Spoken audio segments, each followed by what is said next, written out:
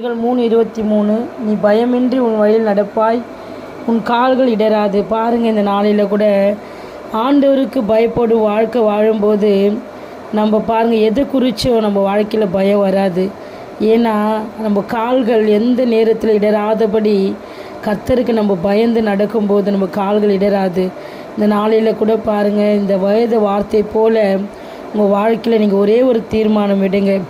பாருங்கள், யோசேப்பு ஆண்டவருக்கு பயந்ததுனால பாருங்கள், அவர் வாழ்க்கையில் நன்மையை மாத்திரமே சுதந்திரிச்சார். இந்த நாளில் கூட பாருங்கள், நீங்கள் ஆண்டவருக்கு பயப்படும் போது நன்மைகளை மாத்திரமே சுதந்திரிப்பீங்க.